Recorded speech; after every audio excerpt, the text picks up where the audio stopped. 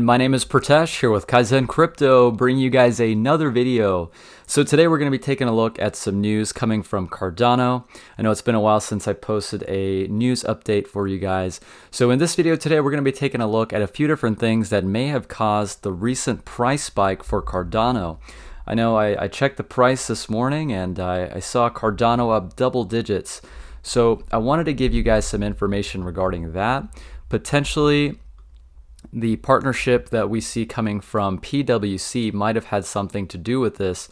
Recently, Charles Hoskinson announced in his AMA was yesterday that they're going to be partnering with PwC. So we're going to be taking a look at that. I've got a few points in these articles that I've got for you guys. So if you guys enjoy this video today, be sure to drop a like for me. And if you guys are new to the channel, go ahead and subscribe. I post cryptocurrency content like this as often as I can. I want to keep you guys informed and up to date with crypto news, content related to investing, all of that here on this channel. So go ahead and stick around. So guys, to get started, why Cardano suddenly surged 13%? So this is some significant price action, probably the most significant price action that we've seen in several months.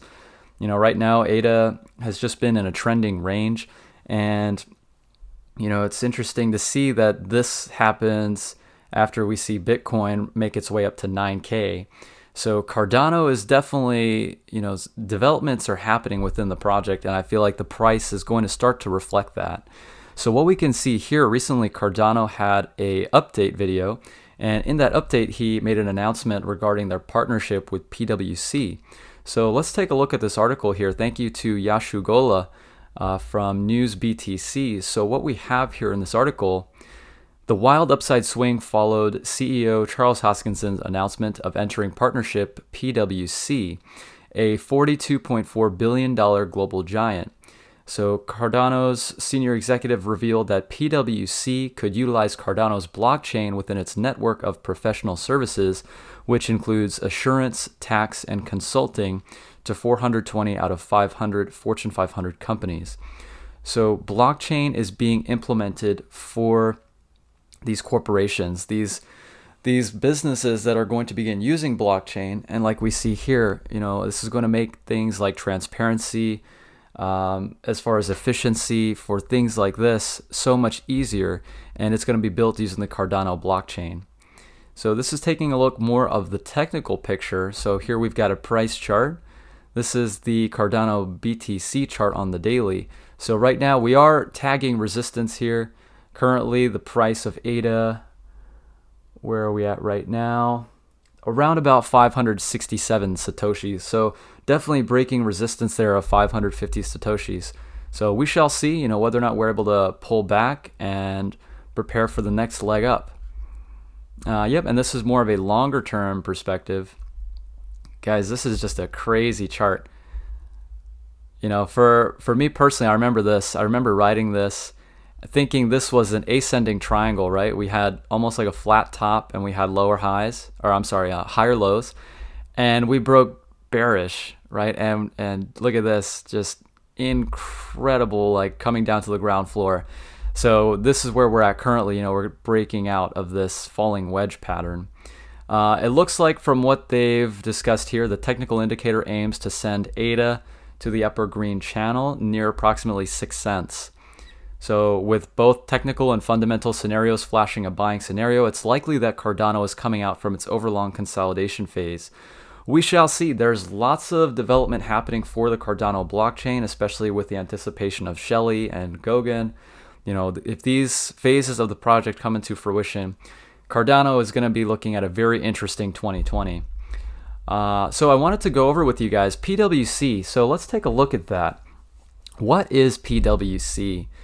I know a lot of these partnerships, we hear about them, but what is this exactly, and how is this going to help businesses and corporations? So PwC is a global network of firms delivering assurance, tax, and consulting services for your business. So if you're a big business and you're doing things regarding, keeping track of your books, if you have to hire attorneys, for different legal matters, anything like that, PwC is somebody who's going to be facilitating this for mainly large larger corporations anyway. So blockchain is going to be implemented with what we were talking about earlier, and it's going to prove that blockchain for business is going to provide a huge use case going forward. And to see that Cardano is going to be driving the adoption for that, that's really amazing. It's going to be awesome to see a third gen blockchain project paving the way for that. And guys, one thing I did want to go over here as well. So Charles Hoskinson recently came out with an update video, and a lot of members from the community have been experiencing issues regarding the dataless wallet for the incentivized testnet. A lot of those concerns are addressed here in this article. So I wanted to give you guys my thoughts and perspective on that. So let's go ahead and take a look here. I've got a few key points that were highlighted, and I just wanted to share with you guys my thoughts. All right, let's see here. Actually, no, this is... Okay, I think what happened was I had the extension to highlight on Chrome, and I switched over to Brave. So bear with me, guys. I'm going to see if I can find those little bits of news that I think were valuable. So let me check to see here, because I know quite a few people were having issues with the incentivized testnet. I'm doing my best to try and provide solutions for you guys. So I just wanted to go over some of the things that were addressed in the update by Charles Hoskinson. Okay, here we go. So Hoskinson said that there have been significant complaints and criticisms aimed at Cardano due to the complexity of the testnet user experience. He explained that this happened because people have conflated the user experience on the Rust incentivized testnet with that of the incentivized testnet built for Haskell. So the Haskell code will have a better user experience by design, as it is specifically made to host a consumer product on an everyday computer.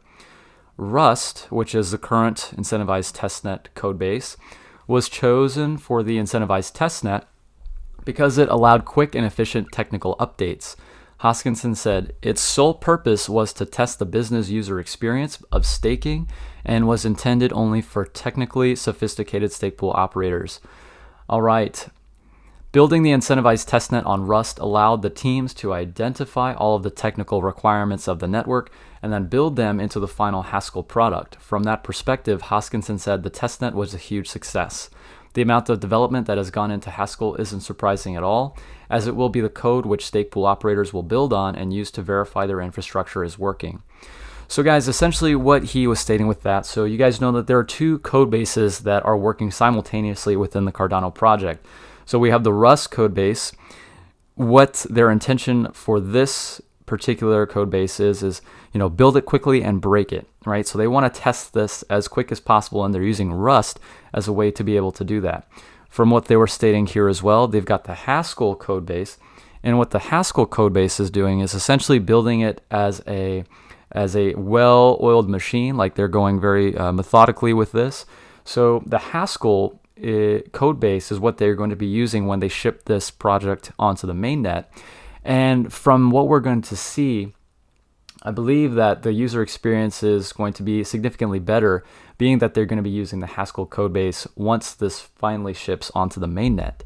So for those of you guys who are frustrated with the current user experience with the incentivized testnet, I gotta say, just hang in there. Be patient. It's definitely a long road. I feel you if you're having issues, if you're frustrated. Like, I totally understand where you're coming from. Just know that there is light at the end of the tunnel. This is part of the process to get this shipped out to the world, to create a third generation, really high class project. So that's where we are with that. For those of you who have voiced your frustrations, just hang in there. We are almost at Shelley mainnet. So continuing on, this is talking a little bit more about the recent article that we had just touched on regarding the partnership with PwC. So let's take a look at that here. A strong effort to push forward the commercial side of Cardano. So parallel to the development of Haskell, both IOHK and the Cardano Foundation will be ramping up efforts to make Cardano recognizable as a commercial product. While the commercial director will be creating the overall commercial strategy, the Cardano Foundation will be merging the Cardano Foundation, Emergo, and Cardano by using PwC as a model. The business consulting giant will be responsible for creating a consolidated commercial strategy for Cardano by taking input from McCann, the advertising company tasked with rebranding Cardano. Once all of the information from both Emergo and the Cardano Foundation has been consolidated, PwC will hold a multi-day workshop where the final commercial strategy will be revealed.